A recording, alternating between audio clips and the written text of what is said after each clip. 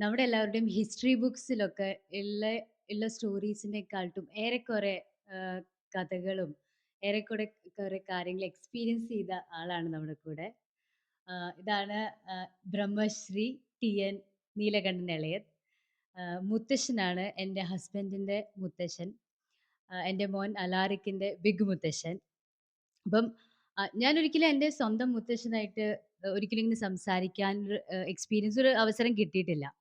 അപ്പം അങ്ങനെ ഇരുന്ന് സംസാരിക്കുമ്പോ എന്തായിരിക്കും ഞാൻ ചോദിക്കുന്നേന്ന് ഞാൻ പോലും ഒരിക്കലും വിചാരിച്ചിട്ടില്ല. അപ്പം ഒരുപാട് കാത്തിരുന്ന് കൊറേ ഇങ്ങനെ ആഹ്, ആലോചിച്ച് ഞാൻ ഒരു എപ്പിസോഡ് ചെയ്യണമെന്ന് വിചാരിച്ചതായിരുന്നു.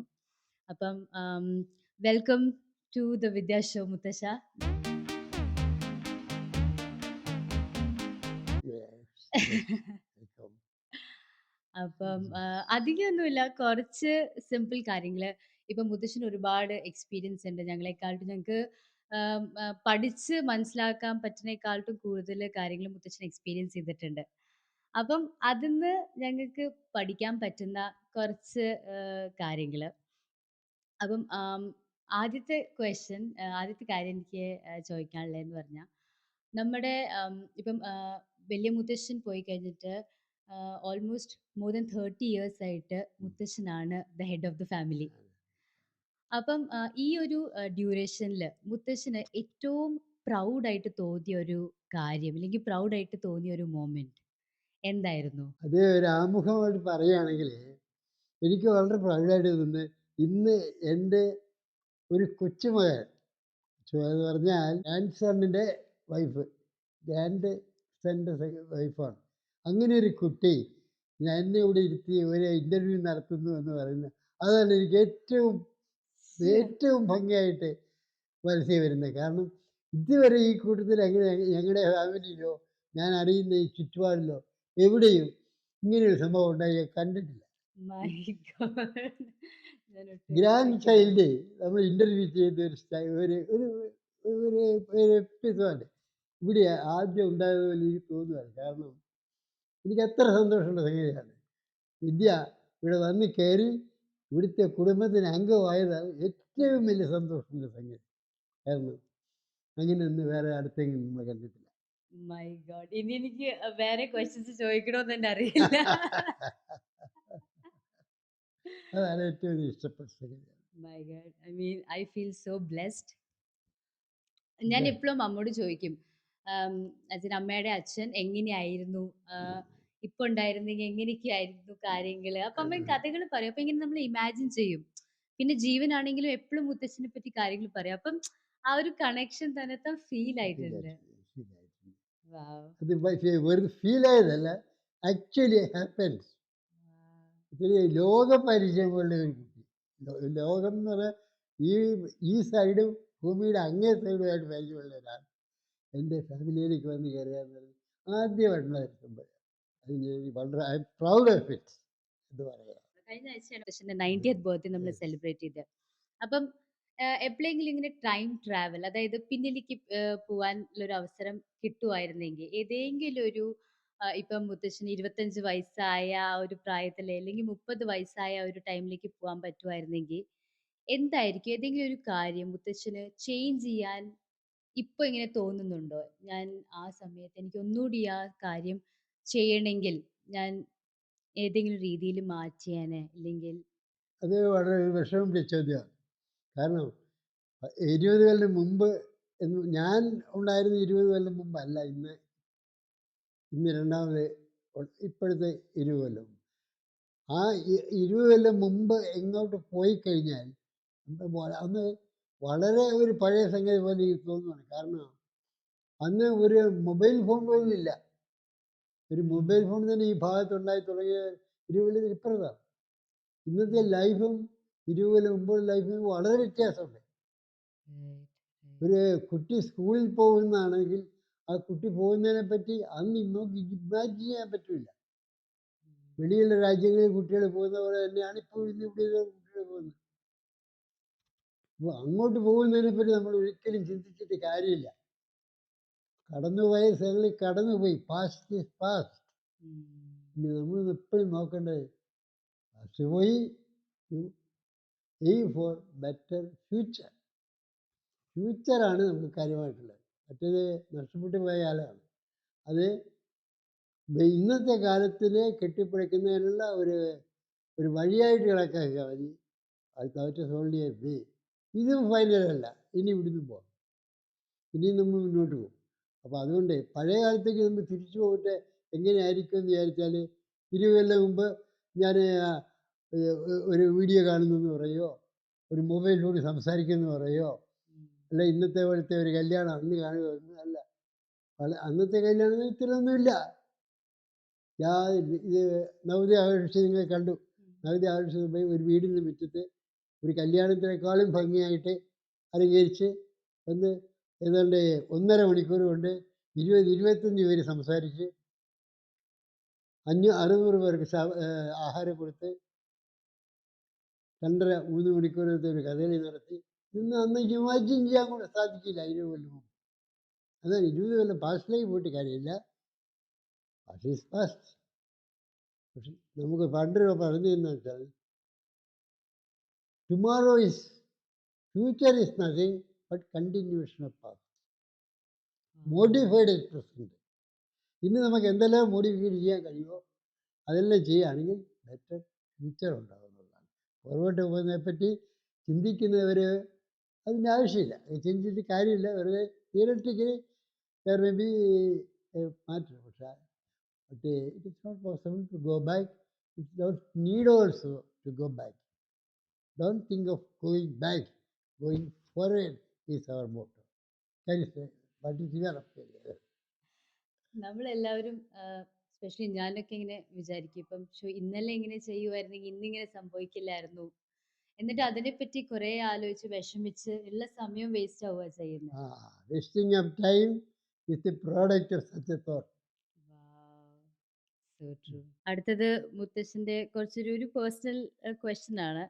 മുത്തശ്ശന്റെ ഒട്ടും സഹിക്കാൻ പറ്റാത്ത ഒരു കാര്യം, ഭയങ്കരമായിട്ട് ഇറിറ്റേറ്റിംഗ് ആയിട്ട് തോന്നുന്ന കാര്യം, ഒരു സിറ്റുവേഷൻ ആവാം, ഒരു കാര്യമാവാം, ഒട്ടും ടോളറേറ്റ് ചെയ്യാൻ പറ്റാത്ത കാര്യം, അതെന്തായിരിക്കും? അങ്ങനെ ഒരു സംഭവത്തെപ്പറ്റി എപ്പോഴെങ്കിലും പറയുകയാണെങ്കിൽ അത് വേറൊരാളെ ഊണ്ടിക്ക് ഒരാളുടെ പ്രവർത്തനം കൊണ്ട് അങ്ങനെ സംഭവിച്ചു. പക്ഷെ ഞാൻ ഒരു അനുഭവം പറയാം. കാരണം ഞാൻ ട്രെയിനിൽ വർക്ക് ചെയ്യുന്ന കാലത്ത് ഒരു ദിവസം ട്രെയിൻ സ്റ്റാർട്ട് ചെയ്യാൻ നേരത്ത് അതിൽ ഞാൻ സാധനങ്ങളെ ലോഡ് ചെയ്ത് കൊടുക്കുന്ന ജോലിയാണ് ചെയ്തത്. ലോഡിങ് എല്ലാം കഴിഞ്ഞ് കഴിഞ്ഞപ്പം അത് കൊണ്ടുപോകേണ്ട ആൾ വണ്ടിക്ക് പകരം എന്നോട് അവർ റിക്വസ്റ്റ് ചെയ്തു ഒന്ന് പോയിട്ട് മദ്രാസിലാണ്, മദ്രാസിൽ നിന്ന് വെളിപ്പുറം വരെ ആ വണ്ടിയെ പോയിട്ട് വരാമെന്ന്. ഞാൻ അവിടെ എഗ്രി ചെയ്തു. പോയി വൈകുന്നേരം 7 മണി കഴിഞ്ഞ് സ്റ്റാർട്ട് ചെയ്യുന്ന ട്രെയിനിൽ കയറി അവിടെ പോകണം. അവിടെ നിന്ന് വരുന്നത് എൻ്റെ ചാർജ് പാർസൽ ചാർജ് ആയിട്ട് ഇങ്ങോട്ട് പോകണം. അപ്പം ഒരു ഗാർഡിൻ്റെ ജോലി ചെയ്യുക. അപ്പോൾ പോകുമ്പോൾ ചെങ്കൽപ്പേട്ട് എന്ന് പറയുന്ന സ്ഥലത്തിനപ്പുറത്ത് ഇരുന്ന് പോകും. ഒരു സ്ഥലത്ത് പോകുമ്പോൾ വണ്ടിയുടെ ചോട്ടിൽ കൂടി ഇങ്ങനെ തീ പറക്കുന്നതായിട്ട് കണ്ടു. തീ പറക്കുന്നത് കണ്ടു കഴിഞ്ഞപ്പോൾ ഞാനിങ്ങനെ നോക്കുമ്പോൾ ഞാൻ മാത്രമേ ക്യാബിനുള്ളൂ. സാധനങ്ങൾ കിടക്കും, ഇതെല്ലാം പുസ്തക പേപ്പറുകളൊക്കെ ഉണ്ട്. അവിടെ ഇരിക്കുമ്പോൾ ഈ ട്രെയിൻ പോകുന്ന കൂട്ടത്തിൽ ഭയങ്കര സൗണ്ട്, ഇടയ്ക്ക് ഇങ്ങനെ ചാടുക, സാധനങ്ങൾ അടുക്കി വെച്ചിരിക്കുന്നതെല്ലാം താഴെ വീഴുക. അത് ചാടുന്ന മോട്ടോർ ബൈക്ക് താഴെ വീഴും. ആ കൂട്ടത്തിൽ ജന്തുക്കളുണ്ട്, ഇപ്പോൾ കോഴി പോലുള്ള സാധനം അതെല്ലാം വീണിട്ട് ഒരു പ്രത്യേക സ്ഥലത്ത് നമ്മൾ വണ്ടിയോട് ഇറങ്ങി നോക്കിയിട്ടപ്പോൾ വണ്ടിയുടെ ഡ്രൈവർ അവിടെ നിന്ന് ഒരു വിളിച്ചുകൊണ്ട് വരുന്നുണ്ട്. അപ്പോൾ നോക്കിക്കഴിഞ്ഞാൽ ഞാനിരിക്കുന്ന കമ്പാർട്ട്മെൻറ്റ് ചോദിച്ചപ്പം ഇങ്ങനെയുണ്ട് സാറേ. ഞാൻ പറഞ്ഞു ഇങ്ങനെയൊക്കെ സംഭവിച്ചിട്ടുണ്ടെന്ന് പറഞ്ഞു. കുഴപ്പമില്ല, 2 വീലുകളിങ്ങനെ ചേരുന്ന ഒരു കമ്പുണ്ട്, ഒരു ബീം. ആ ബീം ഒടിഞ്ഞ് വഴിയിൽ തൂങ്ങി ഇങ്ങനെ വരികയാണ്. നമ്മളിവിടുന്ന് ഒരു 10-30 അടി കൂടെ മുന്നോട്ട് പോയിരുന്നെങ്കിൽ ഒരു പാലത്തിലേക്ക് കയറും. അവിടെ വെച്ച് ഈ വണ്ടി മാറി. ആയിരക്കണക്കിന് ആൾ യാത്ര ചെയ്യുന്നൊരു വണ്ടിയാണ്. ഇവിടെ വെച്ച് നമ്മൾ നിർത്തി നിന്നത്. ഈ വണ്ടിയുടെ ആളും അവിടുത്തെ സ്റ്റേഷൻ മാസ്റ്ററും ഈ തീ വരുന്നിങ്ങനെ കണ്ടുകൊണ്ട് അവർ റെഡ് കാണിച്ച് വണ്ടി നിർത്തിയാണ്. അങ്ങനെ ഭയങ്കര ആക്സിഡൻറ്റിൻ്റെ ടൈമിൽ നിന്ന് എസ്കേപ്പ് ചെയ്ത് വന്നു. അപ്പോൾ ആദ്യം എഴുതി കൊടുത്ത ലൈവ് വിത്തൗട്ട് എനി ഇൻ്റർവ്യൂസ് എഴുതി ഒപ്പിട്ട് പോയി ആദ്യം. ഞാനിപ്പോഴും ഓർക്കുകയാണ് എന്തിനാ അങ്ങനെ ഒരു വേർഡ് വെച്ചാൽ അറിയില്ല. ഉം. യാതൊരു അസുഖമില്ല. ഞാൻ എൻ്റെ വണ്ടി അവിടെ അടിച്ചിട്ടിട്ട് ബാക്കി വണ്ടിയെല്ലാം കൂടെ പോവുകയും ചെയ്തു. ഞാൻ പിറ്റേ ദിവസം അതിന് ബാക്കി കാര്യങ്ങൾ ചെയ്തു. അതൊരു വലിയൊരു ഇൻസിഡൻറ്റ്. ഭയങ്കര ഒരു ഷോക്കുണ്ടായ ഒരു സാധനമാണ്. പക്ഷേ അതായത് മരണത്തെ മുന്നിട്ട് കാണുക എന്ന് പറയും. അടുത്ത അടുത്ത മിനിറ്റിൽ എന്താ സംഭവിക്കുന്നത് നമുക്കറിയാൻ പറ്റില്ല. അങ്ങനെയുള്ള ഒരു സംഭവമായിരുന്നു. ഉം.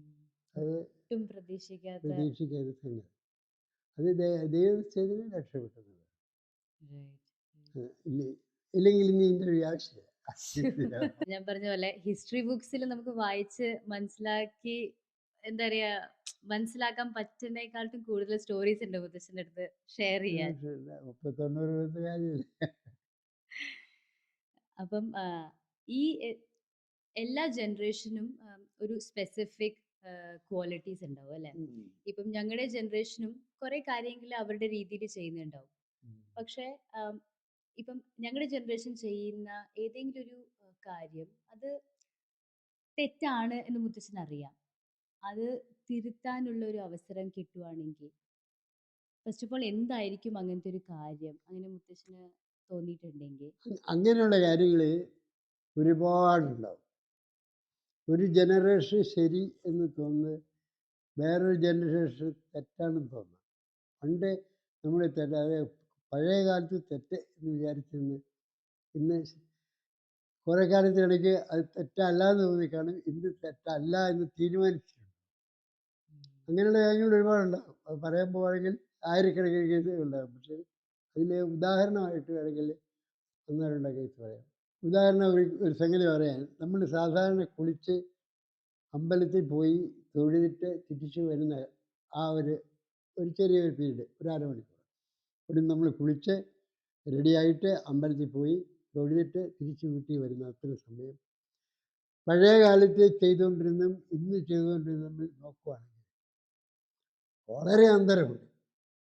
കാരണം ഇപ്പം ഞാനൊരു പൂജാരിയുടെ അമ്പലത്തിൽ ഇരിക്കുകയാണെങ്കിൽ ഞാനിങ്ങോട്ട് തന്നെ നോക്കിയാൽ ഈ കുട്ടി അവിടെ കുളിച്ചിട്ട് വരികയാണെങ്കിൽ അന്ന് കുളിച്ച് ആ ഈറൻ വസ്ത്രത്തോടെ വളരെ ഭംഗി ആരെയും തൊടാതെ വൃത്തിയായ സ്ഥലങ്ങളിൽ കൂടി മാത്രം നടന്ന് അമ്പലത്തിൽ.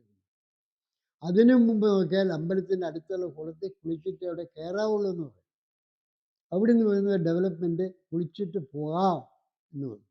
അങ്ങനെ കുളിച്ചിട്ട് പോവുകയാണെങ്കിൽ പിന്നെ എൻ്റെ നേരത്തിൽ പോകണമെന്ന് പറഞ്ഞു. അമ്പലത്തിൽ ചെന്നാൽ അന്ന് ഒരു തോർത്തിട്ട് വരുമ്പോൾ ഷർട്ടിട്ടിടുമ്പോൾ ഷർട്ട് ഊരി താഴെ വെക്കണം. ഷർട്ട് ഊരിയിട്ട് താഴെ വെക്കുന്നത് ഷർട്ട് ഊരി അത് കൈ തന്നെ പിടിച്ചുകൊണ്ട് പോവാണ്. പണ്ട് ഏതോ ഒരു സിക്കുകാരൻ ഒരു മണമുള്ള ഒരു സോക്സ് മാറിയിടാൻ പറഞ്ഞു കഴിഞ്ഞപ്പം സോക്സ് മാറ്റിയിട്ട് പോക്കറ്റിലിട്ടുകൊണ്ട് പോയി വലിയ ഫംഗ്ഷൻ ചെയ്യുന്നപ്പോൾ ഭയങ്കരമായിട്ട് നാട്ടിലടിച്ച് നോക്കുമ്പം ഈ പോക്കറ്റിൽ കിടക്കുന്ന സോക്സിനെ കണ്ടു. എന്ന് പറഞ്ഞാൽ യുദ്ധമായിട്ട് നമ്മൾ അമ്പലത്തിൽ പോകുന്നതിന് പകരം ഉച്ചത്തിൽ അത് തന്നെ കൊണ്ടുപോവുക, അത് തന്നെ തോളയിട്ടാണ് അമ്പലത്തിൽ കയറി പോവുക. ആരെങ്കിലും കണ്ടു കഴിഞ്ഞാൽ പറയുന്നത് എന്താ അമ്പലത്തിനകത്ത് ഷർട്ട് ഇട്ടിട്ട് കയറിയെന്ന്. ഷർട്ടേ ഇടാൻ പാടില്ല, ഷർട്ട് എടുത്തുകൊണ്ട് പോകുന്നു. ഇത് ഇന്ന് അങ്ങനെയല്ല. ഇന്ന് ഇത് കൊണ്ടുപോയാൽ ആരും ചോദിക്കില്ല. ഇനി ചോദിച്ചാൽ തന്നെ അത് ചോദിച്ചതും തെറ്റുകാരനാകും. അപ്പോൾ അന്നത്തെ ആൾക്കാരെ പോലല്ല. അതൊക്കെ ചെറിയൊരു വ്യത്യാസമാണ്. നമ്മൾ വീടുകളിലാണെങ്കിൽ തന്നെ പഴയ കാലത്ത് വളരെയധികം ശ്രദ്ധിച്ചു കഴിഞ്ഞ് കഴിഞ്ഞാൽ പല കാര്യങ്ങളും വളരെ ഈസി ആയിട്ട് ചെയ്തു പോവുകയാണ്. ഇതിൻ്റെ സാങ്ക്ടിറ്റിയെ പറ്റി പഴയ ആൾക്കാർക്ക് സംശയമുണ്ടാകും. അങ്ങനല്ല ചെയ്യേണ്ടത്. പക്ഷെ പുതിയ തലമുറയോട് പറഞ്ഞിട്ട് കാര്യമില്ല. നിങ്ങളെ ഇതിനോട് കൂടി നീന്താൻ പഠിക്കുക. ഒഴുക്കിന് എതിരായിട്ട് നീന്തുന്നത് വരെ ഒഴുക്കിനോട് കൂടി നീന്തിക്കൊള്ളുക. ഒരു വേള കടലിൽ പോയി വീഴും, അത്രയേ ഉള്ളൂ. Nothing more. അങ്ങനെ ആ ഒരു രീതിയിൽ ചിന്തിച്ചു തുടങ്ങിയിട്ടുണ്ട് പുതിയ തലമുറ. അതിൽ കുറ്റം പറയല്ല, കുറച്ചുകൂടി കാര്യമായിട്ട് ചിന്തിച്ച് പ്രവർത്തിച്ചാൽ നല്ലതായിരിക്കും എന്നൊരു അഭിപ്രായം. ഇപ്പം നമ്മളൊരു ഡിസ്കഷൻ നടത്തുവാണെങ്കിൽ 2 പേര് അവർക്ക് സ്വന്തമായിട്ട് അഭിപ്രായങ്ങൾ ഉണ്ടാവും. അവര് പറയുന്നത് അവർക്ക് ശരിയായിട്ട് തോന്നുന്ന കാര്യമായിരിക്കും അല്ലെ? അപ്പം പക്ഷെ ഒരു ഡിസ്കഷനിൽ ജയിക്കാൻ വേണ്ടി ആരുടെ ഇതായിരിക്കും കറക്റ്റ് എന്ന് നമുക്ക് പറയാൻ പറ്റുന്നത്? ബിക്കോസ് ഇത് ഒരു ഈഗോയുടെ പ്രശ്നമാണ്. ഉം. ഞാൻ പറഞ്ഞത് ശരിയാണ് എന്ന് ഉത്തമ ബോധ്യത്തോടെ പറയുന്നതല്ല. ഞാൻ പറയുന്നത് ശരിയാണെന്ന് പറഞ്ഞാൽ പിന്നെ സ്ഥാപിക്കുകയാണ്. ഒരു മജീഷ്യൻ നമ്മുടെ മുമ്പിൽ ഇരുന്നുണ്ട്. ഒരു മാജിക്കാണ് ഈ കാണിക്കുന്നത്. മജീഷ്യനും അറിയാം നമുക്കും അറിയാം ഈ കാണിക്കുന്നത് തെറ്റാണ്. ഇപ്പം ഇന്ത്യ ഗേറ്റ് വാനിഷ് ചെയ്യുന്നു. ഉം. ഈസി ആയിട്ട് മുതുകാട് കാണിക്കും. ഇന്ത്യ ഗേറ്റ് അവിടെ തന്നെ നിൽക്കും. മുതുകാടുകൾ നിൽക്കുന്നിടത്ത് നിൽക്കും. നമ്മൾ ഇരിക്കുന്നിടത്ത് ഇരിക്കും. പക്ഷേ വാനിഷിങ് ഇന്ത്യ ഗേറ്റ് എന്ന് പറഞ്ഞു കഴിഞ്ഞാൽ നമ്മളൊരു യാഥാർത്ഥ്യമാണ് തോന്നിപ്പോവാണ്. പെട്ടിക്കകത്തിട്ട് പൂട്ടി ഉം. താക്കോൽ ആ ഫ്രണ്ടിൽ ഒരാളെ ഏൽപ്പിച്ചിട്ട് എല്ലാം കഴിയുമ്പോഴത്തേക്ക് ഈ ആൾ പുറകിൽ കയറി വരിക. അതിനകത്ത് കയറി കിടന്ന്. എങ്ങനെയത്? അത് it is not a real thing. Right. It is not a imaginary thing. Imaginary thing അല്ലത്. നമ്മൾ കണ്ടതല്ലേ? ഇമാജിനറി അല്ലല്ലോ. പക്ഷെ അത് ചെയ്ത് ഇവർ ഒരു ഇത് ശരി ഉദാഹരണം തന്നെ വെച്ചാൽ ഒരു കെട്ട് ചീട്ടിനകത്തുനിന്ന് ഒരു ചീട്ടെടുത്ത് കാണിക്കുകയാണ്. ഇതേതാണ് നോക്കൂ കുട്ടി 4 പേരെ കാണിച്ചത്. നിങ്ങളത് പറയരുത്. നിങ്ങൾ മനസ്സിൽ വെക്കാവുള്ളൂ. ഞാൻ ചോദിക്കുമ്പോൾ പറയാവുള്ളൂ. ഉം. പറഞ്ഞിട്ട് ഈ 4 ചീട്ടും ഒന്നുകിൽ അവരുടെ കൈ കൊടുക്കുക, അല്ലെങ്കിൽ അത് പെട്ടിക്കകത്ത് എല്ലാവർക്കും ഓരോ പെട്ടിക്കകത്തിട്ട് കൂട്ടി കൊടുക്കും. ഇതെല്ലാം കൊടുത്തു കഴിഞ്ഞിട്ട് കുറച്ച് കഴിഞ്ഞാൽ പറയും ഇതിന്ന് ഞാൻ പറയാം ഓക്കെ ഇതിന്ന് വേറൊരു ചീട്ടെടുത്ത് ഇയാളെ കാണിച്ചു കഴിഞ്ഞപ്പോഴത്തേക്ക് ഒരു പ്രത്യേക ചീട്ടാണ്. ആ ചീട്ട് നോക്കിയിട്ട് അടുത്ത് ഫ്രണ്ടിൽ നിന്ന് ആളോട് ചോദിച്ചു നിങ്ങൾ ഈ ചീട്ടാണോ വെച്ച് കണ്ടതെന്ന് ചോദിച്ചാൽ അയ്യോ അറിയില്ല ശരിയാണ് എന്ന് പറഞ്ഞു. അത് ഈ മേടിച്ചു. അത് മേടിച്ച് കയ്യിൽ വെച്ചിട്ട് പുറകിലിരിക്കുന്ന ഒരാളുടെ അടുത്ത് ഈ ചീട്ടാണോ നിങ്ങൾ കണ്ടതെന്ന് കാണിച്ചു. അത് ഞാനും അതാ കണ്ടതെന്ന് പറഞ്ഞു. 2-3 പേരെ കാണിച്ചിട്ട് ഈ ചീട്ടെല്ലാം തിരിച്ച് മേടിച്ച് കഴിഞ്ഞിട്ട് അയാളത് വെച്ചിട്ട് അടുത്ത പരിപാടിയിലേക്ക് പോകും. അപ്പോൾ ഇവരെല്ലാം ഓർത്ത് ഇതെങ്ങനെയോ ഒരു മാജിക്കും അല്ലായിരുന്നു. എല്ലാം ഒരേ ചീട്ട് കിട്ടുക. 56 കിട്ടിയ ചീട്ട് കൊടുത്തിട്ട് എല്ലാം ആ ഒരു പ്രത്യേക നമ്പർ ഉണ്ടായിരുന്നു. ചീട്ടെടുത്തിട്ടൊക്കെ നമ്മൾ കാണിച്ചാണ്. ഈസിയായിട്ട് ചെയ്യാവുന്നതാണ്. പക്ഷെ നമ്മളുടെ മനസ്സ് ആ രീതിക്ക് ചിന്തിച്ചു പോകുന്നില്ല. ഉം. നമ്മുടെ മനസ്സ് അങ്ങോട്ട് ചിന്തിച്ചു പോയാലേ അത് മനസ്സിലാവുള്ളൂ. അങ്ങനെ ചിന്തിക്കുവാൻ അതിന് ടൈം വരെ കൊടുക്കില്ല. അവിടുത്തെ ഒരു പരിപാടി എന്ന് പറഞ്ഞ പോലെയാണ് ഈ ചോദ്യത്തിന് മറുപടി. ഇങ്ങനെയാണ്. രണ്ട് ജയിച്ചാലും ശരി തോറ്റാലും ശരി ഒന്നുമില്ല പ്രയോജനം. പക്ഷേ എന്ന് പറഞ്ഞപ്പം നമ്മളിരിക്കുന്നത് പറയാണ് ഞാൻ കിഴക്കോട്ടാണ് ഇരിക്കുന്നതെന്ന് പറയുന്നത്, വേറൊരാൾ പറയുന്നത് പടിഞ്ഞാട്ടായിരിക്കും. അമേരിക്ക ഇപ്പോൾ കുട്ടി അമേരിക്കയിൽ നിന്ന് ഇവിടെ വന്നല്ലോ. പലപ്പോഴും വന്നുകൊണ്ടിരുന്നത് ഇവിടുന്ന് പടിഞ്ഞാട്ട് അമേരിക്കയിൽ പോയിക്കൊണ്ടിരുന്നു. കഴിഞ്ഞവിടെ വന്ന് കിഴക്കുന്നല്ലേ വന്ന് ഉം. അവിടെ നിന്ന് തിരിച്ചു വന്ന് അങ്ങനെ അതങ്ങനെ സാധിക്കും. ഒരു ഡയറക്ഷനിൽ പോയാലും ഇവിടെ മറ്റേ ഡയറക്ഷനിൽ പോയാലും ഇവിടെ അതെ. ഇന്ന് പറഞ്ഞുള്ള ഒരു റിയാലിറ്റി വളച്ചൊടിച്ച് കാണിച്ചിട്ട് അത് വലിയ മഹാത്മായിട്ട് പറഞ്ഞു അത്രേ ഉള്ളൂ. ഉം. ആ രണ്ട് ചിന്താഗതിയും നമ്മൾ അങ്ങനെയാക്കി. കുറെ കാര്യങ്ങൾ പഴയ ജനറേഷന്റെ കാര്യങ്ങളാണെന്ന് വിചാരിച്ചിട്ട് നിങ്ങളുടെ കറന്റ് ജനറേഷൻ അത് അത്ര ഒരു വിശ്വാസം കാണിക്കില്ല. അത് കാണിക്കാം ഞാൻ പറയാം. ഇപ്പോൾ ഒരാളെ ഒരു യുദ്ധത്തിൽ തോൽപ്പിക്കുകയാണെങ്കിൽ പണ്ട് വാള് കൊണ്ട് വെട്ടിയൊക്കെയാണ് ഇത്. അതിൻ്റെ ആവശ്യമില്ല. മറ്റേ സംസാരം. അടുത്ത മാറി നിന്നുകൊണ്ട് വെടിവെച്ചുമല്ല. ഉം. ഇതൊന്നുമില്ലാതെ വേറൊരു സ്ഥലത്ത് പ്ലെയിനിൽ കൊണ്ടുവന്ന് ആൾ വിട്ടാം. Wow. ഇതൊക്കെ ഇന്ന് ഈസിയായിട്ട് ചെയ്യാം. അന്ന് ചെയ്യാനൊക്കെ ഇല്ല. നമ്മുടെ വേലുത്തമ്പി ദളവായോ അല്ലെങ്കിൽ വേറെ നമ്മുടെ ധീരന്മാരായിരിക്കുന്ന ആളുകളായിരുന്നു നേർക്ക് നേർക്ക് യുദ്ധം ചെയ്താൽ മതി. അതിന് ആവശ്യമില്ല. അതെ. പക്ഷെ അത് മാഹാത്മ്യം പറഞ്ഞിട്ട് കാര്യമില്ല. അതിൻ്റെ രീതി ഏതാണ് ഉം. അതിന് നമ്മൾ വലിയ പ്രാധാന്യമൊന്നും കൊടുക്കണ്ട. Right. നമ്മുടെ ജീവിതത്തിൽ എത്രയോ ആളുകൾ ജനിച്ചു മരിച്ചു. മരിച്ചു കഴിഞ്ഞാൽ തമിഴ്നാട്ടിലെ പ്രശ്നമുണ്ട്. വീട് വരെ ഉറവർ, വീതി വരെ മണവി, കാട് വരെ പുള്ളൈ, കടശ് വരെ ആരോ എന്നൊരു തമിഴുണ്ട്. അതായത് വീട് വരെ വരും. നമ്മൾ മരിച്ചത് കേട്ട് കഴിഞ്ഞാൽ നമ്മളെ ബന്ധപ്പെട്ട ആൾക്കാരെല്ലാം വീട്ടിൽ വരും.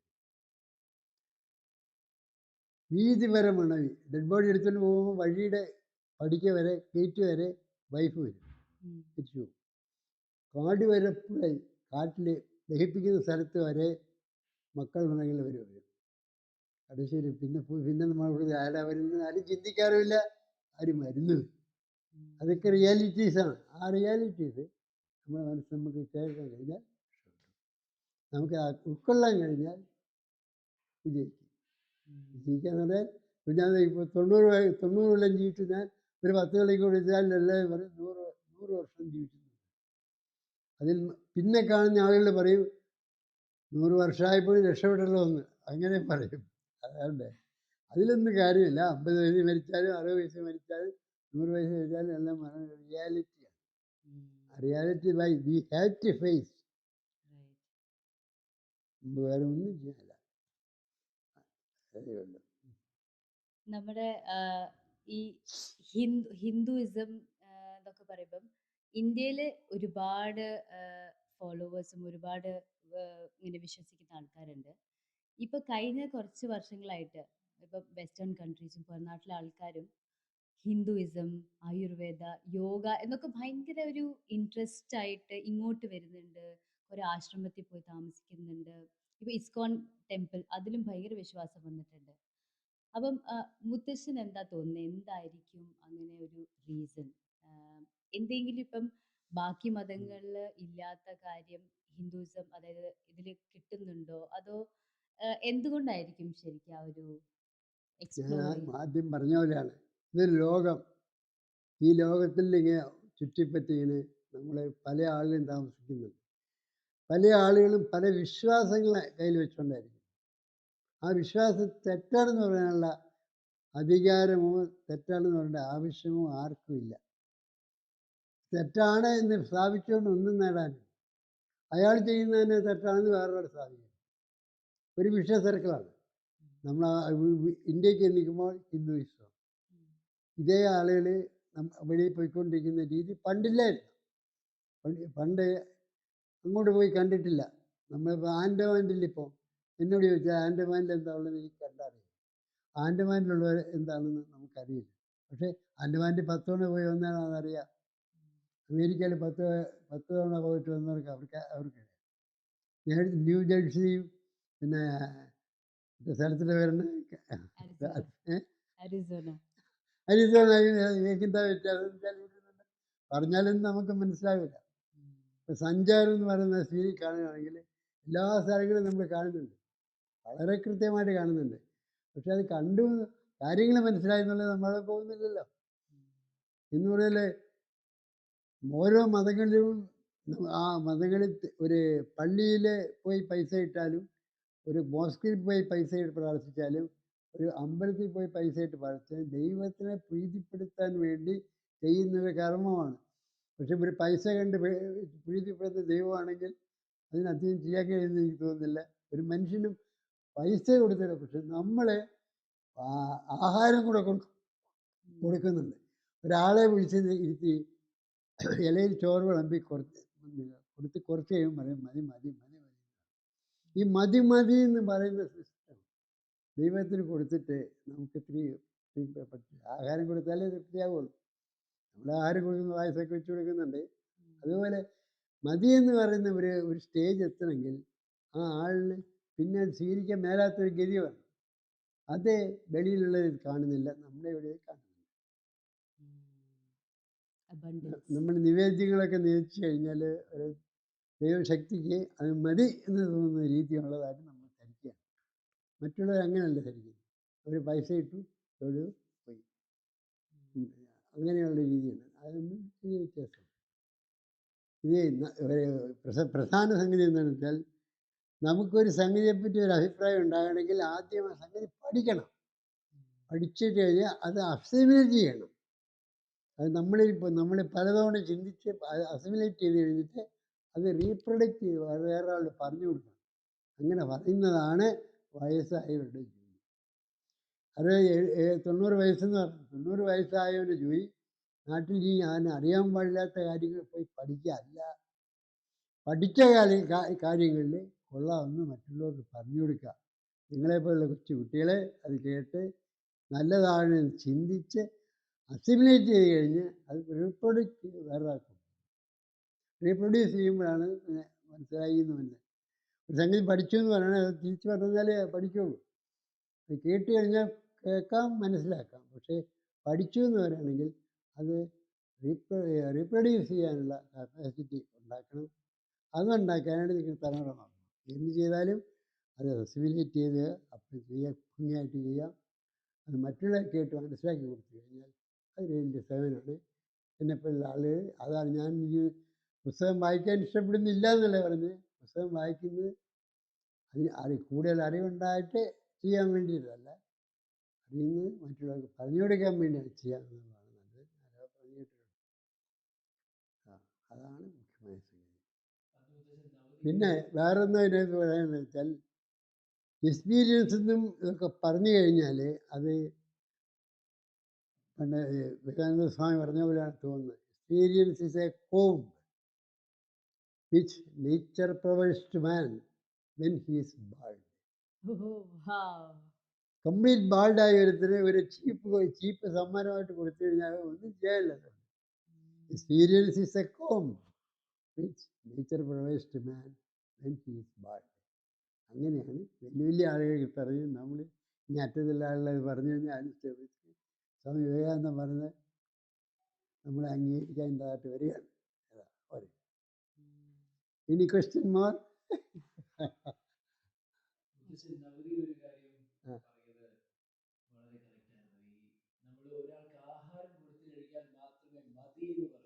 മതിയാകുമ്പോൾ ഞാൻ പറഞ്ഞു മതി എന്ന് പറയുന്നത്.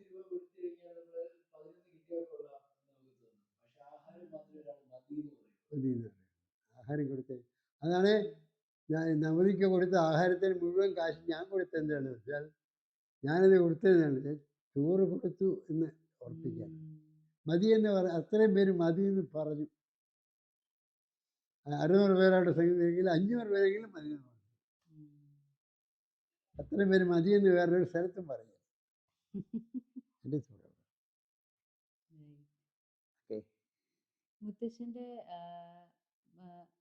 മുത്തശ്ശന്റെ അച്ഛൻ, അതായത് വല്യമുത്തശ്ശൻ മന്ത്രവാദം ആയിരുന്നു അല്ലെ? പക്ഷെ മുത്തശ്ശന്റെ ലൈൻ കുറച്ച് ഡിഫറെന്റ് ആയിരുന്നു. മുത്തശ്ശൻ പൂജയും കാര്യങ്ങളും ആയിരുന്നു. അപ്പം ആ ഒരു ഡിഫറൻസ് ഇൻ ഇൻട്രസ്റ്റ് അത് എന്തുകൊണ്ടായിരുന്നു? അത് എങ്ങനെയാ വന്നേ? ഒരു വല്ലാത്ത വിദ്യയാണ്. ആ ചോദ്യത്തിന് ഉത്തരം പറയുകയാണെങ്കിൽ അച്ഛൻ ഒരു കാര്യം ചെയ്തുകൊണ്ടിരുന്നത് പലപ്പോഴും നമുക്കറിയാം പല കാര്യങ്ങളും ചെയ്ത് പൂജ മന്ത്രവാദം എന്നുള്ള പേരാണ് തെറ്റിദ്ധരിപ്പിക്കുന്നത്. നമ്മൾ പൂജ ചെയ്യുന്നു പറയുന്നതാണ് യാഥാർത്ഥ്യം. മന്ത്രവാദം എന്ന് പറഞ്ഞാൽ അർത്ഥം ഇരിക്കുന്നവരെ മനസ്സിലായിട്ടില്ല.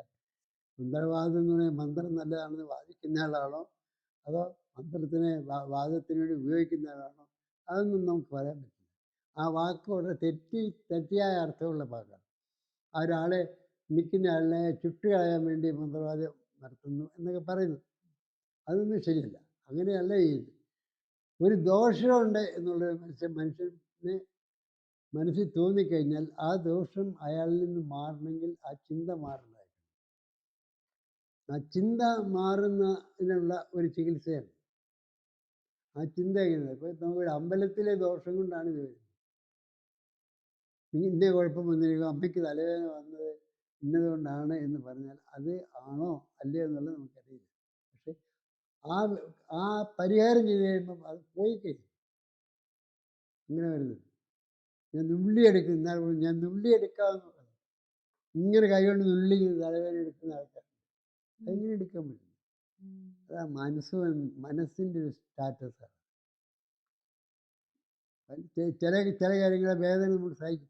നമ്മളോട് പറയാനൊരു വേദന ഉണ്ടാവും എന്ന് പറഞ്ഞ് നമ്മൾ നോക്കിക്കൊണ്ടിരിക്കുമ്പോൾ ഡോക്ടർ ആ വേദന കഴിയും. അപ്പം അത്രയേ ഉള്ളൂ. എന്താണ് എന്നുള്ളത് നമ്മൾ മന്ത്രവാദം ആ ആളുടെ അസുഖത്തിന് നമ്മൾ പഴയകാലത്ത് വിശ്വസിച്ചുകൊണ്ടിരുന്നത് ജന്മാന്തരകൃതം വ്യാധിരൂപേണ ജായതേ തൽ ശാന്തിർ ഔഷധൈഹി ദാനേഹി ജപഹോമാദി തർപ്പണയും പണ്ട് പറയാറുണ്ട്. ഒരു മനുഷ്യരുടെ അസുഖം വന്നു കഴിഞ്ഞാൽ അത് ജന്മാന്തരകൃതത്തിൽ മുജ്ജന്മങ്ങളിൽ ചെയ്ത പാവങ്ങളുടെ ഫലമായിട്ട് ജന്മത്തിൽ ഉണ്ടായതാണ്. അതിനെന്ത് ശാന്തിക്ക് വേണ്ടിയിട്ട് ദാനം, ഹോമം, പൂജ അങ്ങനെയുള്ള നടത്തിയാൽ പോകുന്നത്. അങ്ങനെ ചെയ്തിട്ട് അനവധി ആളുകൾ പോയിട്ടുണ്ട്. എനിക്ക് അനവധി അനുഭവങ്ങളുണ്ട്. ഞാൻ അച്ഛൻ്റെ വീട്ടിൽ പരിഹരണമായിട്ട് പോയിക്കൊണ്ടിരിക്കുമ്പോൾ പല സ്ഥലത്തും വെച്ച് പല അസുഖങ്ങളും ഈ ഹോമം കൊണ്ട് തന്നെ തീർന്നിട്ടുണ്ട്. അത് കഴിഞ്ഞ് വന്നിട്ടില്ല. വളരെ അതിശയമായിട്ട് എനിക്ക് തോന്നിയത്, പാലായിൽ ആൾക്ക് എന്തെല്ലാം മരുന്ന് കഴിച്ചാലും വയറിളകി പോവുക, ലൂസ് മോഷൻ. എന്ത് ചെയ്താലും നിർത്തില്ല. ഒരു പൂജയിലത് നിന്നു. എങ്ങനെ നിന്നു? ഇന്നും ആളവിടെ ഉണ്ട്. അതെങ്ങനെ നിന്നു അത്? അതിനൊക്കെ സംഗതികളൊന്നുമില്ല. പ്രത്യേകിച്ചും ഈ മാനസികമായി കുഴപ്പങ്ങളുള്ള ആളുകൾക്ക് പൂജ വളരെ ഫലപ്രദമായിട്ട് ചെയ്യാൻ കഴിയും. മാനസികമായി പ്രശ്നമുള്ള ആൾക്കാർ പോകുന്നുണ്ട്, പൂജ കഴിച്ചാൽ വ്യത്യാസം വരുന്നുണ്ട്. എന്ന് വെച്ചാൽ ആ മനസ്സിൻ്റെ സ്ഥിതി, status of mind, state of mind മാറിക്കിട്ടും. അതിലൊരു വിശ്വാസം വരും. നിങ്ങൾ സിനിമയെ കണ്ടിട്ടില്ലേ? വെളിച്ചത്ത് താഴെ കണ്ടിട്ടില്ല? അത് വാസ്തവത്തിൽ അസുഖമല്ല, മനസ്സിൻ്റെ സ്റ്റാറ്റസ്. അതൊക്കെ പണ്ട് കൊണ്ട് ഇന്നും ഉണ്ട്. ഇന്നും എത്ര പേർ അങ്ങനെയുള്ളവരുണ്ട്. ഒരുപാട് പേര് ഇന്നും ഇങ്ങനെ. അപ്പോൾ അവരതിന് നമ്മൾ അത് മനഃശാസ്ത്രപ്രകാരം നോക്കും, ചികിത്സിക്കുകയാണ് എന്ന് പറഞ്ഞ ഒരു ചികിത്സാ സമ്പ്രദായമാണ്. അതല്ലാതെ ആരെ ഉദ്ധരിക്കാനോ ഒരാളെ കൊല്ലാനോ ഒരാളെ ഉദ്ധരിക്കാനോ വേണ്ടി ചെയ്യുന്ന തോന്നും ഈ മന്ത്രവാദം എന്നുള്ള പേര് കേട്ട്. അങ്ങനെ തോന്നല്ല, അത് തെറ്റായ ഒരു വ്യാഖ്യാനം, തെറ്റിച്ച് പറഞ്ഞു കൊടുക്കുന്ന ഇതാണ് മന്ത്രവാദം. പൂജ കഴിച്ചു എന്ന് പറഞ്ഞാൽ പോരെ. മന്ത്രവാദം കേൾക്കുമ്പോ ഒരു പേടിയാ. അമൃതം പറയുന്നത് കേൾക്കുമ്പം ഏതോ ഒരു കുഴപ്പമില്ല, പന്തമൊക്കെ തോന്നും. അത് ശരിയല്ല, അതൊരു തോന്നൽ. അങ്ങനെയല്ല. നമ്മളെ ഈശ്വരനെ തൃപ്തിപ്പെടുത്തി തന്നെ ഭേദമാകും. വിശ്വാസം തന്നെ അതിനകത്ത്. ഇത് ഈ ഒരു മതത്തിലല്ല, മറ്റു മതങ്ങളിലൊക്കെ ഇഷ്ടം. നമ്മളതിനേക്കാൾ എത്രയോ കൂടുതലുണ്ട് മുസ്ലിങ്ങൾക്ക്. ഒരുപാട് പേരുണ്ട് മുസ്ലിങ്ങൾ. അത് തന്നെ ഒരു വിജ്ഞായിട്ട് വർക്ക് ചെയ്ത് നമ്മളെ കുറ്റം പറയണ്ട. നമ്മളുണ്ട്, അവരുണ്ട്, എല്ലായിടത്തും ഉണ്ട്. പള്ളിയിൽ പോയി കഴിഞ്ഞാൽ ക്രിസ്ത്യാനികളും പ്രാർത്ഥിച്ച് ഉണ്ട്. എൻ്റെ അടുത്തൊരു താമസം കഴിഞ്ഞ് അസുഖം വന്നു കഴിഞ്ഞാൽ അവർ പ്രാർത്ഥിക്കുകയുള്ളൂ, അവർ മരുന്ന് കഴിക്കില്ല. പക്ഷേ ഒരിക്കലും ഒരു കുട്ടി മരിച്ചുപോയി, മരുന്ന് കഴിക്കാത്തതുകൊണ്ട് മരിച്ചാലെന്ന് എല്ലാവർക്കും അറിയാം. പക്ഷെ അത് നമ്മൾ വിശ്വാസം. എന്തുകൊണ്ടായിരുന്നു അപ്പൊ മുത്തശ്ശന് ആ ഒരു അത് കാലഘട്ടത്തിന് വ്യത്യാസമാണ്. ഞാനും ചെയ്യുന്ന ഒരു ജോലി ഇതും കൂടി യോജിച്ചു പോകുന്നായിരുന്നു. ഒന്നാമത് അന്ന് ഞാൻ പല സ്ഥലങ്ങളിൽ പോവുകയാണെങ്കിൽ പിന്നെ അവിടെ പോയിട്ട് ആളുകളെ പരിചയപ്പെട്ട് കുറച്ച് കഴിയുമ്പോൾ നിങ്ങൾ മുമ്പേ പറഞ്ഞ പോലെ ഈ മന്ത്രവാദം എന്നുള്ള പേര് ആദ്യം വീഴുക. അപ്പോൾ അതിലെന്തെങ്കിലും ഒരു അപകടം പറ്റിപ്പോയി നമ്മളതിൻ്റെ പുറകെ തോന്നില്ല. തന്നെയല്ല, നമ്മൾ മരുന്നുകളൊന്നും കൊടുക്കുന്നില്ല. മരുന്നല്ല ചികിത്സയില്ല. നമ്മൾ വേറെ എക്സ്പ്ലെയിൻ ചെയ്യാൻ പറ്റും. അതിന് ഇന്ന് പഠിച്ചിരിക്കുന്ന ആളുടെ സയൻസിന് യോജിച്ചതല്ല, ഒരാൾ പിന്നെ പഠിക്കുന്ന ആളുടെ സയൻസിന് യോജിച്ചൊന്നുമില്ല. ഉദാഹരണം ഞാൻ ആദ്യം പറഞ്ഞ മൊബൈലിൻ്റെ കാര്യമാണ്. നിങ്ങൾക്ക് പറയാൻ പറ്റുമോ, ഒരു 50 കൊല്ലം മുമ്പ് ഒരു വീട്ടിൽ ഇരുന്നിട്ട് ഞാൻ ഇവിടെ ഇരുന്നുകൊണ്ട് അയാൾക്ക് 500 രൂപ അയച്ചു കൊടുത്തെന്ന് പറയാൻ പറ്റും? ഇന്ന് ഡെയിലി ചെയ്യുന്നൊരു സംഗതിയാണ്. ഗൂഗിൾ അയച്ചെന്ന് പറഞ്ഞാൽ ഒരു 50 കൊല്ലം പറഞ്ഞാൽ ഒരു വട്ടാണെന്ന്. ഒന്നും ചെയ്യാൻ പറ്റില്ല. നമ്മുടെ ഒരു വസിഷ്ഠനോ കാശ്യപനോ ഒക്കെ വരെ തിരിഞ്ഞിട്ട് വേറൊരു സ്ഥലത്ത് എനിക്ക് സംഗതി കണ്ടു എന്ന് മനസ്സിലാക്കും. മഹാഭാരതി സഞ്ജയൻ യുദ്ധം കണ്ട് വിവരിച്ചു ധൃതരാഷ്ട്രം കൊടുത്തു എന്ന് പറഞ്ഞാൽ നമുക്ക് വിശ്വസിക്കാൻ പറ്റും? ഇന്ന് ഈസിയായിട്ട് വിശ്വസിച്ചൂടെ? അടുത്ത 200 കൊല്ലം കഴിയുമ്പോൾ ഇതിനേക്കാളും വലിയ വലിയ കാര്യങ്ങൾ ഈസിയായിട്ട് ചെയ്യാൻ പറ്റും. അതേ കാലഘട്ടത്തിന് വ്യത്യാസമാണ്. അത് നമുക്ക് സൊല്യൂഷൻ ഉണ്ടോ? എല്ലാം പഠിച്ചിട്ടല്ല ഞാനിത് പറയുന്നത്. ഞാനിത് ചില ആശയങ്ങളിൽ മുമ്പ് ഞാൻ പറഞ്ഞ പോലെ മനസ്സിലിട്ട് ഇത് അത് അസെന്നേറ്റ് ചെയ്ത് പറഞ്ഞു കഴിയുമ്പോൾ വരുന്ന ഓക്കെ. ഒരു ലാസ്റ്റ് ക്വസ്റ്റ്യൻ. അപ്പം നമ്മൾ പറഞ്ഞ പോലെ കഴിഞ്ഞ ആഴ്ചയായിരുന്നു മുത്തശ്ശൻ്റെ 90th ബർത്ത്ഡേ സെലിബ്രേറ്റ് ചെയ്തത്. അപ്പം അത് ഭയങ്കര നമ്മളെല്ലാവരും കൂടി ഭയങ്കര ഗ്രാൻഡ് ആക്കി, മാക്സിമം എന്താ പറയുക, എൻജോയും ചെയ്തു. സോ ഇനി മുത്തശ്ശന് എന്താണ് നെക്സ്റ്റ് ഗ്രാൻഡ് കാര്യം? എന്തിനു വേണ്ടിയാണ് മുത്തശ്ശൻ ഇനി ലുക്കിംഗ് ഫോർവേഡ് ടു? ഇത് നമ്മുടെ സംതൃപ്തിയുടെ ഒരു കാര്യമാണ്. ലാസ്റ്റ് ക്വസ്റ്റ്യൻ എന്ന് പറഞ്ഞുകൊണ്ട് ഞാൻ പറയുകയാണ്, സംതൃപ്തി. പഴയ കാലത്ത് 60 വയസ്സാകുമ്പോൾ ജീവിതം നമുക്ക് അന്ന് 120 വയസ്സാണ് നമ്മുടെ ജീവിതം. ഒരു മനുഷ്യ ആയുസ്സ് 120 വർഷം. 120 വർഷത്തിന് മേലെ പോയ ആളുകളെ ആരും കണ്ടിട്ടില്ല. അതാണ് ഒരു മാക്സിമം വെച്ചത്. 60 ആകുമ്പോൾ 50% ആ 50% ആയി കഴിയുമ്പോൾ ഇയാളെ വാർദ്ധക്യത്തിലേക്ക് കടത്തുകയാണ്. വാർദ്ധക്യത്തിലേക്ക് സർക്കാരും അങ്ങനെയാണ്. 55 വയസ്സായിരുന്നു ആദ്യം ഉദ്ദേശിച്ചത്.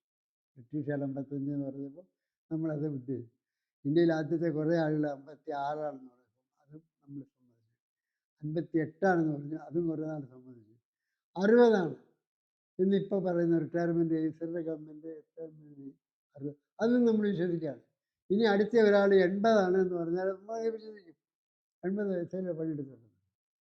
ജഡ്ജി ആണെങ്കിൽ 65 എന്ന് പറഞ്ഞാൽ 65 അത് ആപേക്ഷികമാണ്, റിലേറ്റീവാണ്. അത് വയസ്സായി ഒരു യാതൊരു തരത്തിലും അത് റിഫ്ലക്റ്റ് ചെയ്ത് ക്ഷീണം ഉണ്ടാകും, ശരീരത്തിൻ്റെ ശക്തി കുറയും, ചിന്തിക്കാനുള്ള മനസ്സിൻ്റെ കഴിവ് കുറയും. ഇതൊക്കെ ജീവിതത്തിൽ സാധാരണ ഉണ്ടാകുന്ന പലർക്കും പലതരത്തിലുള്ള അസുഖം കൊണ്ട് വരുന്ന അല്ലാത്താണെങ്കിലും കുറേ കഴിയുമ്പോൾ അങ്ങനെ വരും. അത് 90 എന്ന് പറഞ്ഞാൽ വളരെ കൂടുതലായി. 9/12 എത്രയാണ്? അത്ര അതുപോലെ ആയിപ്പോവും. ഒരാൾ അബദ്ധത്തിൽ 120 എന്ന് പറഞ്ഞാൽ തെറ്റാണ്. അവർ ചുമ്മാ പറയുന്നത് കേട്ട് പറയണമെന്ന്. അതല്ല, അതേ ഉള്ളൂ. അതെന്ത് ചെയ്യണം നമ്മൾ വിചാരിക്കണം. 60 വയസ്സിൽ എന്ത് ചെയ്യണം? 60 വയസ്സിൽ റിട്ടയർ ചെയ്ത ആൾ അവിടെ ഇരിക്കുകയാണെങ്കിൽ സർക്കാരിൽ നിന്ന് പൈസ കിട്ടുന്നതാണെങ്കിൽ ആ മാസം മേടിച്ച് ആദ്യം കഞ്ഞി ചോറുണ്ടോണ്ടിരുന്ന ആൾ കുറേ നാൾ കഴിഞ്ഞാൽ കിട്ടുന്ന പൈസയ്ക്ക് കഞ്ഞി കുടിക്കും, അതേ പൈസയ്ക്ക് കാപ്പി കുടിക്കും. ഇതെല്ലാം കഴിഞ്ഞ് ഒരു ഇഡ്ഡലി തിന്നാനുള്ള കാശ് കാണും. അതിൻ്റെ പെർസെൻറ്റേജ് കുറയും. അതിൻ്റെ മണി വാല്യൂ കുറഞ്ഞുകൊണ്ടിരിക്കുമ്പോൾ അതിന് ജീവിക്കുക എന്നുള്ളതാണ്. ജീവിച്ചതിന് വിട്ടുപോയാൽ പോയി. ഇന്ന് കുറച്ചുകൂടി മര്യാദയ്ക്കും ന്യായമായിട്ടും കൊടുക്കുന്നുണ്ട്. ഇപ്പം ഞങ്ങൾക്കൊക്കെ 90 വയസ്സായി കഴിഞ്ഞാൽ അന്ന് തന്ന പെൻഷൻ്റെ 40% കിട്ടും കൂടുതലായിട്ട്, ഒരു ഇൻക്രീസ്. 80 ഇയേഴ്സിൽ 20%, 85 ഇയേഴ്സിൽ 30%, 90 ആകുമ്പോഴത്തേക്ക് 40%, 95 ആകുമ്പോഴത്തേക്ക് 50%, ലാസ്റ്റിൽ 100 ആകുമ്പോൾ 100%. 50,000 രൂപ പെൻഷൻ മേടിച്ച ആൾ 100 കൊല്ലം കഴിഞ്ഞ് ചോദിക്കുകയാണെങ്കിൽ, അയാൾ 100 വയസ്സായി കഴിഞ്ഞ് ചോദിക്കുകയാണെങ്കിൽ അയാൾക്ക് 500 ഇട്ട് 1000 ആകും. അങ്ങനെ അല്ലെങ്കിൽ 50,000 കിട്ടിയത് അങ്ങനെ കൂടിപ്പോകുന്ന ഒരു സിസ്റ്റം ഇപ്പോൾ ഉണ്ട്. ആ സിസ്റ്റം ഏത് സമയത്ത് വേണമെങ്കിൽ ഗവൺമെൻറ് വേണ്ടതെന്ന് വയ്ക്കാൻ കൊടുക്കാതിരിക്കാം. നമ്മൾ ഗവൺമെൻറ്റിനാണ് എല്ലാം ചെയ്യുന്നത്. ആ ഗവൺമെൻറ് നല്ല മനസ്സുണ്ടായിട്ട് നമ്മൾ പ്രാർത്ഥിക്കുക. ഈ വയസ്സായ ആളുകളെ സംരക്ഷിക്കുന്നതിനുള്ള ഒരു ചാരുത ഗവൺമെൻറ് കാണിക്കട്ടെ. ഭരിക്കുന്ന ആൾക്കാർക്ക് അതിനുള്ള ബോധം ഉണ്ടാകട്ടെ. അതിന് ഇപ്പോഴേ അവർക്കൊരു താങ്ക്സ് പറയുന്നു. നന്ദി, നമസ്കാരം. ഞാൻ നിർത്തുകയാണ്. പിന്നെ മുത്തശ്ശൻ പറഞ്ഞു മുത്തശ്ശൻ ഈ ഋഗ്വേദം വായിക്കാൻ പോവുകയാണെന്ന്. ആ ഇന്ന് രാവിലെ നമ്മൾ ഋഗ്വേദ പുസ്തകം കണ്ടു. അത് വായിക്കണമെങ്കിൽ പഴയ കാലത്ത് ഇത് ഓലയിൽ എഴുതി കിട്ടിയിരിക്കുക. ഓലയിൽ എഴുതി വെച്ച സാധനമാണ്. ആദ്യകാലത്ത് ഓലയും ഇല്ല. അന്ന് കൃഷികൾ അങ്ങോട്ടും ഇങ്ങോട്ടും സംസാരിക്കുന്ന സംസാര ഭാഷയിലാണ് ഇത് വെച്ചിരിക്കുന്നത്. വീഡിയോ ഇല്ല, ഓഡിയോ മാത്രമേ ഉള്ളൂ. കേട്ട് പഠിച്ച സംഗതികളാണിത്. അതായത് കേട്ട് പഠിക്കാത്തതാണ്, എല്ലാം കേട്ട് പഠിച്ചതാണ്. ആ കേട്ട് പഠിച്ച സാധനങ്ങൾ ഇത്രയും കൂടുതൽ കാര്യങ്ങൾ കേട്ട് പഠിക്കണമെങ്കിൽ അവരുടെ ധാരണാശക്തി എന്ന് പോകുന്നുണ്ടാവും. ഞാൻ കുഞ്ഞായിരിക്കും ഇവിടെയൊക്കെ ബുക്കിൽ നല്ല ഈ ഗ്രന്ഥത്തിലാണ് നോക്കുന്നത്. എൻ്റെ ഗ്രാൻഡ് ഫാദർ ഗ്രന്ഥം നല്ല എഴുതുന്നതാണ്. അച്ഛൻ എഴുതിയിരിക്കുന്ന ഇവിടെ കിടപ്പുണ്ട് പുസ്തകങ്ങൾ. നമ്മളെല്ലാം പൂജ പിടിക്കുക, എല്ലാം അതിൽ എഴുതിയിരിക്കുകയാണ്. ആ എഴുതുന്ന രീതി അങ്ങ് മാറി പേപ്പർ കണ്ടുപിടിച്ചു. പേപ്പറസിൻ്റെ അനുയായിയായിട്ട് നമ്മൾ പേപ്പറിൽ വരുന്നു.